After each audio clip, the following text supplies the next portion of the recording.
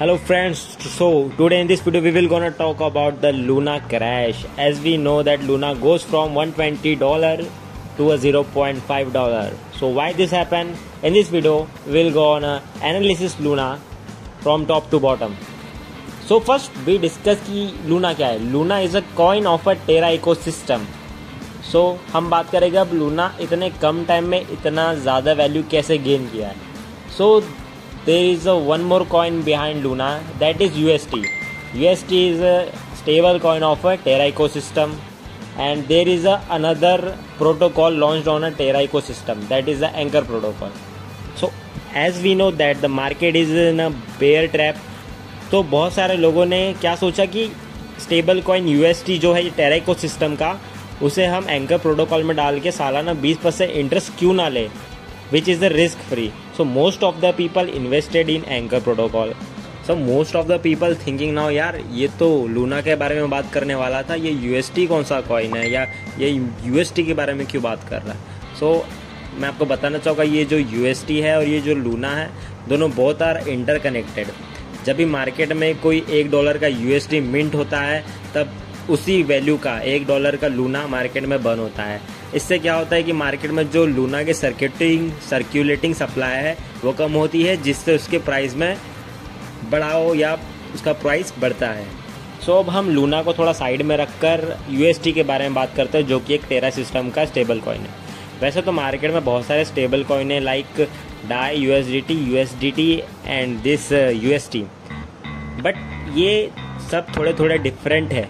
अब इसमें डिफरेंस क्या है मैं आपको बताता हूँ. जो USDT है, जो USDC है एंड जो डाई है, ये फियाट बैक क्रिप्टो करेंसी, यानी कि जो इनकी वैल्यू कनेक्टेड होती है, जो इनकी वैल्यू पैक होती है $1 से, वो फियाट का जो $1 है उससे कनेक्टेड होती है. उसमें जब कुछ अंतर आएगा तभी इनमें अंतर आएगा. But in case of UST is a algorithmic peg coin to the $1. So ये अल्गोरिथमिक क्या है, यानी कि ये किसी फिजिकल एसेट से कनेक्टेड नहीं है. जस्ट लाइक USDT और USDC फिजिकल असेट से कनेक्टेड है, फिजिकल डॉलर से कनेक्टेड है. ये किसी फिजिकल डॉलर से कनेक्टेड नहीं है.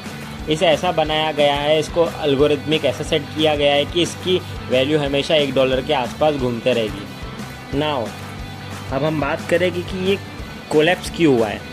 आपने देखा होगा, आप UST का चार्ट जाकर देख सकते हैं कि UST एक स्टेबल कॉइन होने के बाद भी इसमें बहुत ज़्यादा फ्लक्चुएशन हुआ है, क्योंकि एक अल्गोरिथमिक बेस्ड स्टेबल कॉइन है. इसमें इतना फ्लक्चुएशन हो सकता है क्योंकि ये किसी फिएट से बैक नहीं है.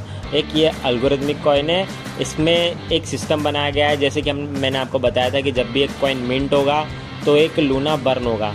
इसमें वाइस वर्सा भी चलता है. अगर एक लूना बर्न होगा तो एक UST मिंट होगा, एक UST बर्न होगा तो लूना मिंट होगा, यानी लूना की सर्कुलेटिंग सप्लाई बढ़ जाएगी और लूना का प्राइस कम हो जाएगा. इसमें ऐसा भी होता है.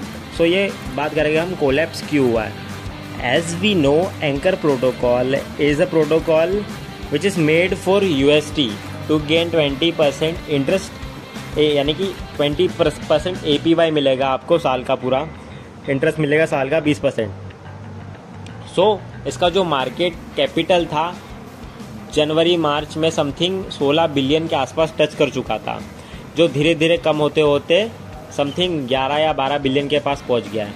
सो इससे क्या हो रहा है कि जो UST की सप्लाई है वो बर्न हो रही है, UST बर्न हो रहा है एंड लूना जनरेट हो रहे हैं, जिससे UST की सर्कुलेटिंग सप्लाई ज़्यादा हो रही है, यानी लूना की वैल्यू कम हो रही है और UST बर्न हो रहे हैं. सो ये जो UST की टोटल सप्लाई है, इसका most of the percent it is approx 70% of the total supply of UST is locked in the Anchor protocol. So हम इसे डिसेंट्रलाइज कैसे कहें जब एक कॉइन की 70% कैपेसिटी पूरी एक ही जगह पे स्टोरेज है. ओके, सो जब यहाँ से कॉइन सेल आउट होना चालू हुए, यहाँ से जब कॉइन बर्न होना चालू हुए, यहाँ पे क्या हो रहा है, लूना मिंट हो रहा है, लूना की प्राइस घट रही है. Okay, and due to the selling, the UST depack from their $1 and goes down to $0.6 value. Okay, but after that जो उसका सिस्टम, अल्गोरिथमिक सिस्टम जिसके कारण वो $1 पे बना हुआ रहता है, उसने वर्क करना चालू किया और वो वापस अपने $1 प्राइस के थोड़ा करीब आ गया, जिसकी वैल्यू अभी समथिंग कुछ $0.9 चल रही है. सो जो टेरा इकोसिस्टम ने इसने यूएसटी की जो पैगिंग है वो कैसे करके रखी है $1 पे। जब भी यूएसटी का प्राइस $1 के ऊपर जाएगा, ठीक है, तो आप एक लूना से आप जब $1 वैल्यू के लूना से आप यूएसटी में जब उसको बदलोगे तो आपको जो एक्सेसिव प्राइस है यूएसटी का, जो बढ़ा हुआ प्राइस है, वो आपका एज अ प्रॉफिट आपको मिलेगा।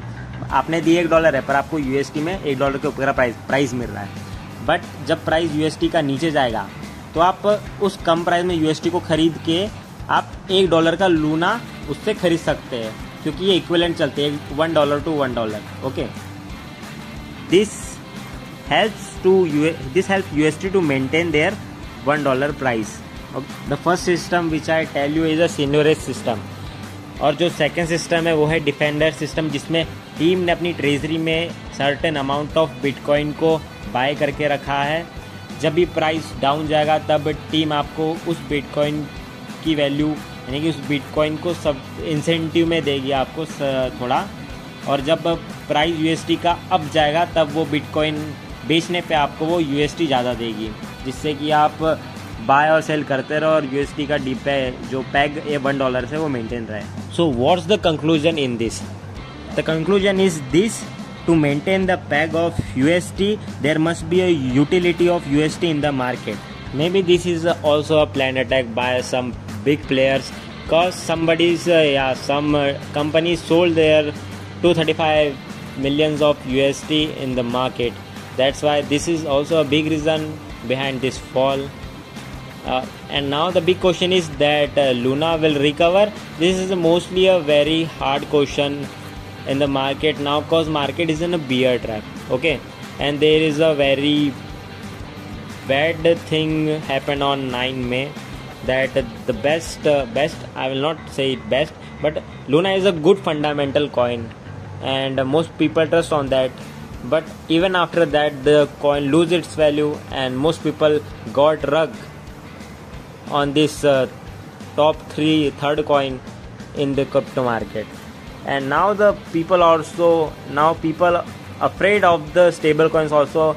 That's why the USDT price falls from 3%. Okay, and now people cashing out their money in fiat from cryptocurrency. So it is now very hard for Luna to recover, and there are many people who lost their life savings and their hard earning money.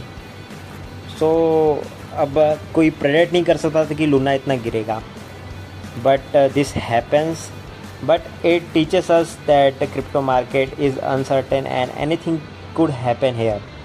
सो अभी market bear trap में, तो मैं आपको यही बात कहूँगा कि आपने जो भी आपने क्रिप्टो में लगाया है वो आप स्टेबल में लेके आ जाइए, या अभी स्टेबल में रखिए.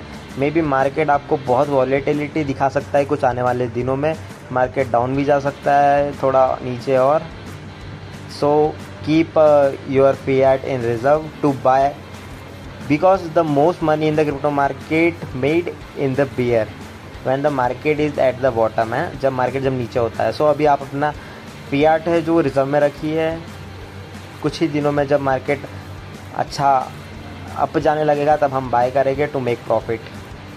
सो कीप लर्निंग एंड इन्वेस्टिंग.